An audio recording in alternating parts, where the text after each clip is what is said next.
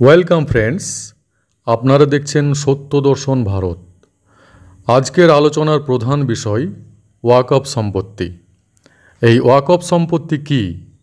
সহজ সরল ভাষায় উত্তর দিলে উত্তর হবে মুসলমানদের সমষ্টিগত সম্পত্তি, যা মুসলমানদের দান দিয়ে গঠিত হয়েছে। এই সম্পত্তি দিয়ে মুসলমানদের সমষ্টিগত উন্নয়ন করা হয়।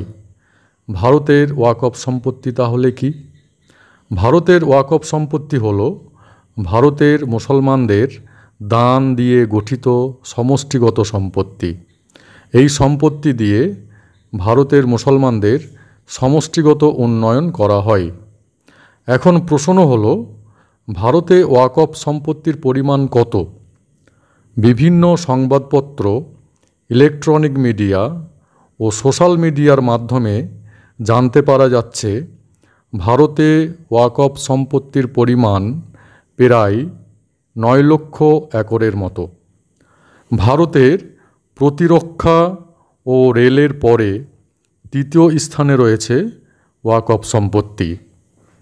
দিল্লির মতো 3টি শহরের সমতুল্য।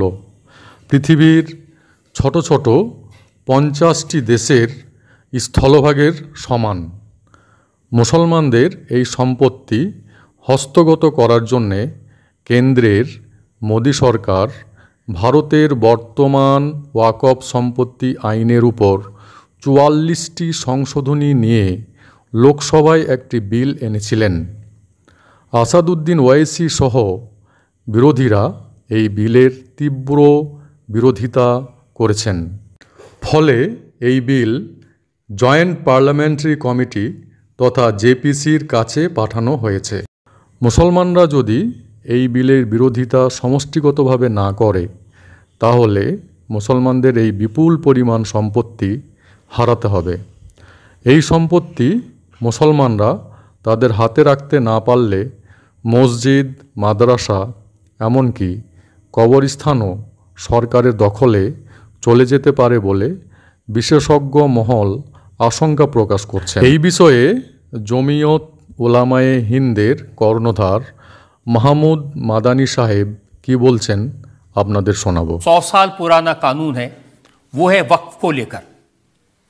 और वक्फ बोर्ड के कानून में जो अमेंडमेंट किए जा रहे हैं, ये आउटडेटेड सोच की वजह से उनको एक्सेप्ट नहीं किया जा रहा। देखिए, एक तो ये सवाल कि 100 साल पुराना कानून है, ये सवाल गलत है।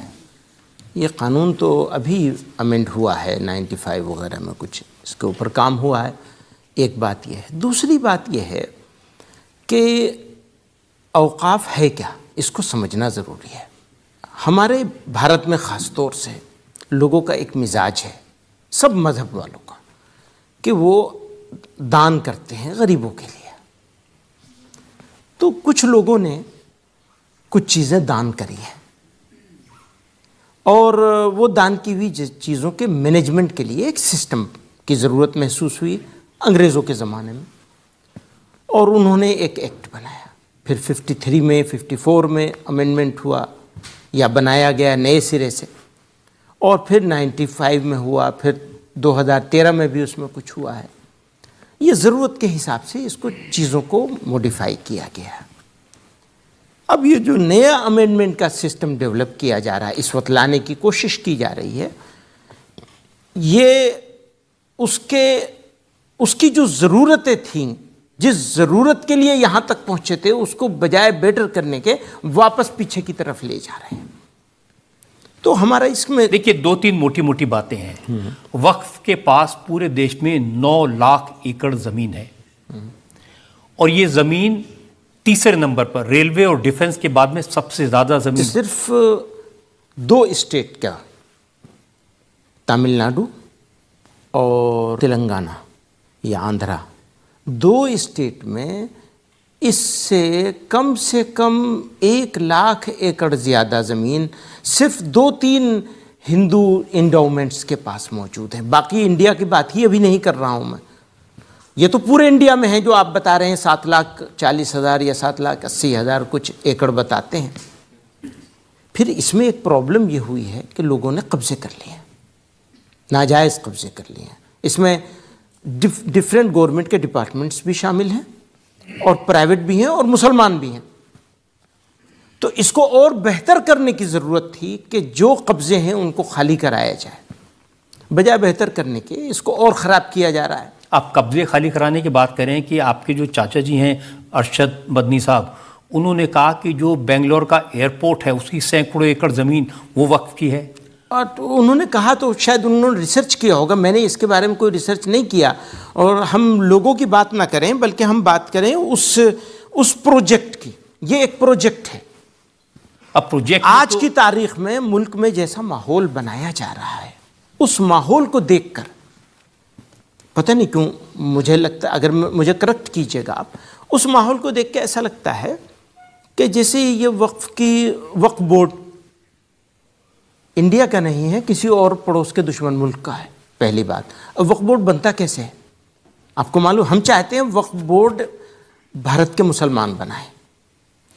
कानून ये कहता है कि वक्फ बोर्ड जो बनेगा वो स्टेट गवर्नमेंट्स बनाएंगी और सेंट्रल वक्फ काउंसिल को बनाने के लिए सेंट्रल गवर्नमेंट का मिनिस्टर बनाएगा।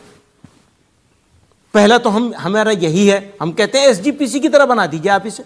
शिरोमणि गुरुद्वारा प्रबंधक कमेटी का गठन जैसे होता है ऐसे इसका गठन होना चाहिए। आज तक ऐसे गठन नहीं होता है। सरकारें अपनी मर्जी के लोगों को बिठा लेती हैं सिलेक्शन करके, वो कुछ थोड़ा सा एक पार्ट है उसका इलेक्शन का कि मुतवल्लियों के यहाँ से एक मेंबर आ जाएगा, फला जगह से आ जाएगा। तो ये एक बड़ी लंबी डिबेट है, इसको बेहतर करने की ज़रूरत है, लेकिन आप तो बदतर करने पे उतरे हुए हैं इसको। देखिए, इंप्रेशन तो ये दिया जा रहा है कि पूरे देश में 200 लोग करीब हैं जिनका कब्जा है इन सारी ज़मीनों पर। हाँ, तो कब्ज़ा ख़त्म करवाना चाहिए ना। ख़त्म करवाने के लिए उसको प्रोसेस को और स्ट्रॉन्ग करना चाहिए। आप तो उसको और आसान बना रहे हैं कि कब्ज़े वालों का कब्ज़ा मुकम्मल हो जाए। और जो कब्ज़ा करने वाले तो 2005 का मैंने पढ़ा, वो कह रहे थे कि ताजमहल भी वक्फ की ज़मीन है। हो कहने वाले के तो ठीक है भाई, आप एक बात समझिए कि ताजमहल अगर वक्फ की ज़मीन है तो वो वक्फ की ज़मीन भी है और एएसआई के कंट्रोल में ऐसी बहुत सारी प्रॉपर्टीज़ हैं जिसमें दोनों लोगों का दखल है। अगर वक्फ की ज़मीन थोड़ी देर को मान भी लें तो कहाँ जाएगी वो? ज़रा सोचने की बात है ना, थोड़ा ओपन माइंड होकर के सोचें। तो ये जाएगा कहाँ, किसके पास जा रहा है? ऐसा तो नहीं है कि वो चाइना चला जाएगा। मैं उस मुल्क का नाम नहीं लेना चाहता हूँ जिसका नाम आपने लिया था। चाइना चला जाएगा क्या? नेपाल चला जाएगा क्या? कहीं नहीं जाएगा ना। इंडिया की चीज़ें इंडिया में रहेगी।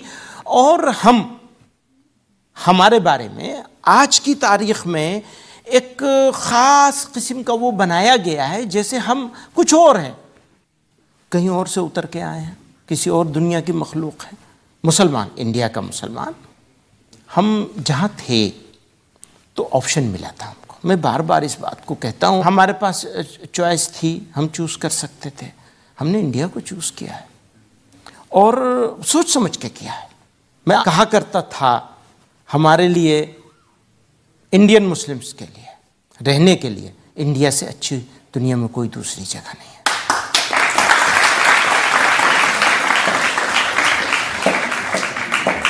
पर आज ऐसी मुश्किल जगह पे हम खड़े हैं कि सोचते हैं कहना चाहिए या नहीं कहना चाहिए। काश हमें ये मौका होता कि हम उसी तरह सीना चौड़ा करके ये बात कह सकते।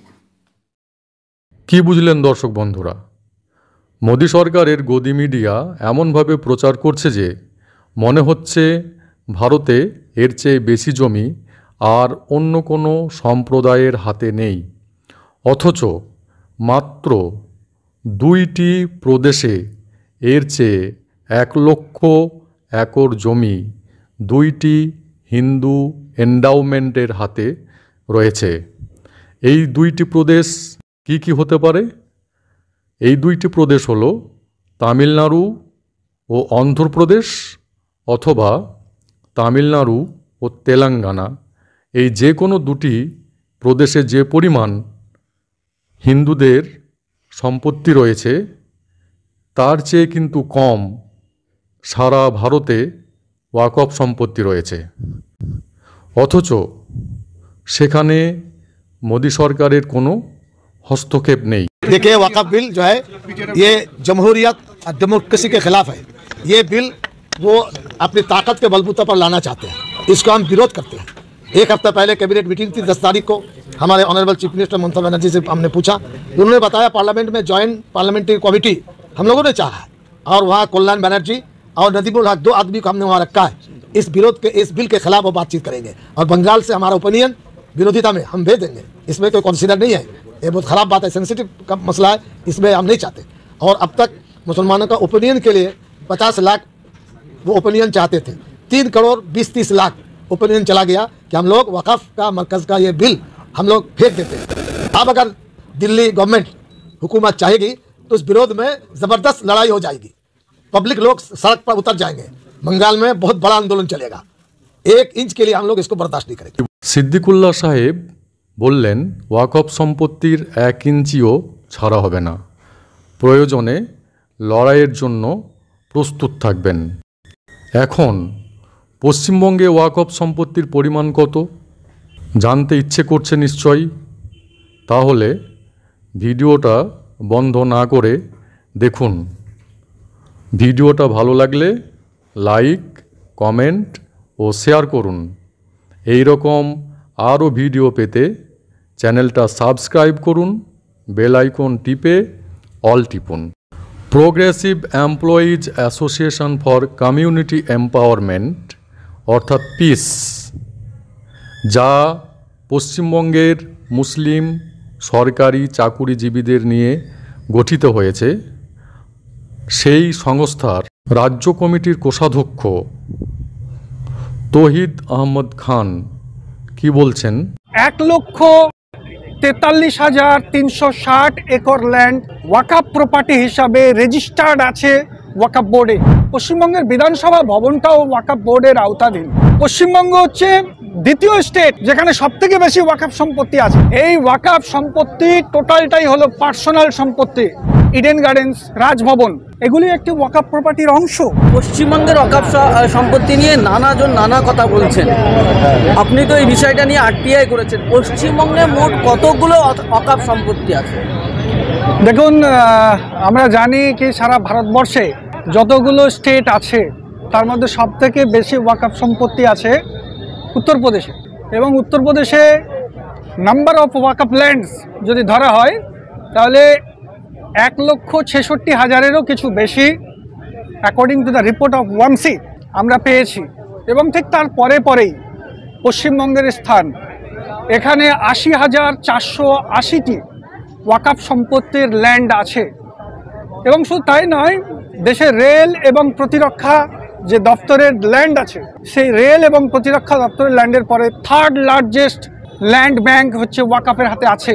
27/1/2023 তারিখের আরটিআই করার পর আমি 2022 সালের ফেব্রুয়ারি মাসের 22 তারিখে একটি আরটিআই রিপোর্ট ওয়াকফ বোর্ড থেকে পাই। আমি জানতে চেয়েছিলাম যে actual Waqf land in acre unit কত পশ্চিমবঙ্গে বিরাজ করছে। ওয়াকফ বোর্ড তার উত্তর দিয়েছে যে 1,43,360 acre land. I repeat again, 1,43,360 acre land Waqf property হিসাবে রেজিস্টার্ড আছে ওয়াকফ বোর্ডে। এবং তার মধ্যে আমার নেক্সট কোশ্চেন ছিল আরটিআইয়ের যে ওয়াকফ বোর্ড ওই ওয়াকফ ল্যান্ডের কত অংশ অ্যাকোয়ার্ড করতে পেরেছে, অর্থাৎ what is the acquired land by Waqf board. Waqf board সেখানে বলছে কি আমরা ওয়াকফ সম্পত্তি ওয়াকফ বোর্ডের আওতায় আনতে পেরেছি 1,18,073 একর জমি, এবং বাকি যে 25,287 একর জমি ওয়াকফ সম্পত্তি, কিন্তু আমরা ওয়াকফ বোর্ড হওয়া সত্ত্বেও সেগুলোকে এখনো অ্যাকোয়ার করতে পারিনি। পশ্চিমবঙ্গের ওয়াকফ সম্পত্তি সম্পর্কে পরিষ্কার তথ্য পাওয়ার জন্যে শিক্ষক তৌহিদ আহমেদ খান আরটিআই করেন। তাতে তিনি আরটিআই মারফত জানতে পারেন পশ্চিমবঙ্গে মোট ওয়াকফ সম্পত্তির পরিমাণ 1,43,360.70 একর। ওয়াকফ বোর্ডের তত্ত্বাবধানে রয়েছে 1,18,073.08 একর, আর জবরদখলে রয়েছে 25,287.65 একর। আজ এই পর্যন্ত। সুস্থ থাকুন, ভালো থাকুন।